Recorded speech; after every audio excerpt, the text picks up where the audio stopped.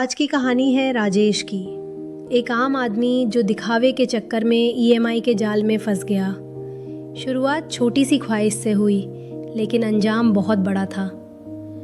राजेश की सैलरी ठीक थी, लेकिन उसके दोस्त और ऑफिस के लोग नए नए फ़ोन, नई कार और वीकेंड ट्रिप्स दिखाते थे। उन्हें देखकर राजेश को भी लगने लगा कि अगर मेरे पास ये सब नहीं होगा तो मैं पीछे रह जाऊंगा।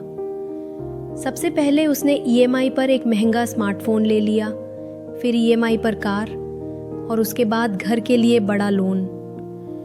कुछ समय तक सब कुछ परफेक्ट लगा। नए घर की खुशबू, नई कार की चमक, स्मार्टफोन का शो ऑफ। राजेश को लगा कि अब उसकी ज़िंदगी अपग्रेड हो गई है, लेकिन धीरे धीरे असली बोझ सामने आने लगा।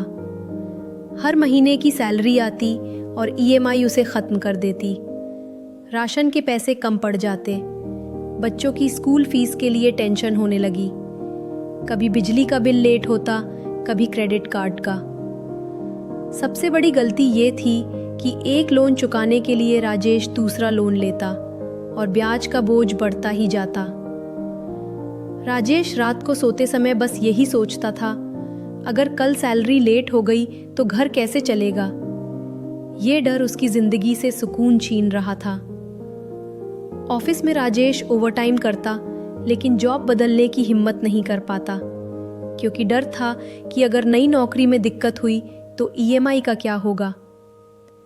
कई बार उसके दिमाग में आत्महत्या के ख्याल भी आते, लेकिन अपनी पत्नी और बच्चों का चेहरा देखकर वो रुक जाता। एक दिन राजेश टूट गया।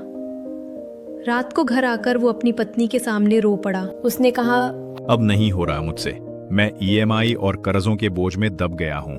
मुझे लगा था मैं परिवार को सब दूंगा, लेकिन मैं उन्हें संभाल भी नहीं पा रहा। पत्नी ने उसका हाथ पकड़ा और कहा, जिंदगी खत्म करने से कर्ज नहीं चुकेंगे। हमें अपनी सोच बदलनी होगी। दिखावा छोड़कर एक नई शुरुआत करनी होगी। वही पल राजेश की जिंदगी का टर्निंग पॉइंट बन गया।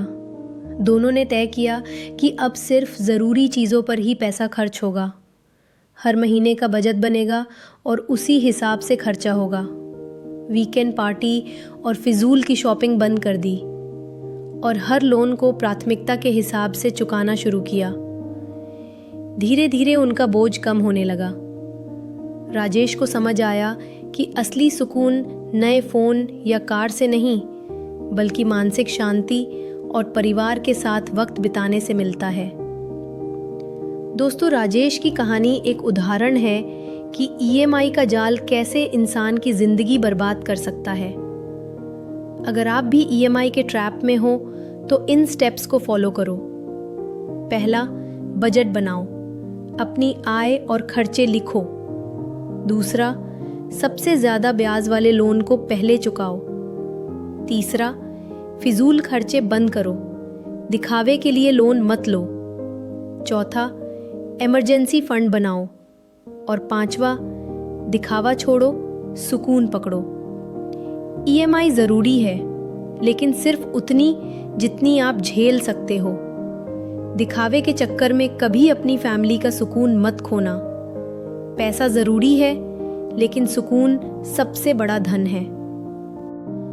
और दोस्तों, अगर आप भी इस तरह के किसी ट्रैप में फंसे हो तो नीचे कमेंट सेक्शन में अपनी बात ज़रूर लिखना और इस वीडियो को उनके साथ ज़रूर शेयर करना जो दिखावे के इस जाल में फंसे हुए हैं। आपका एक शेयर किसी की ज़िंदगी सुधार सकता है।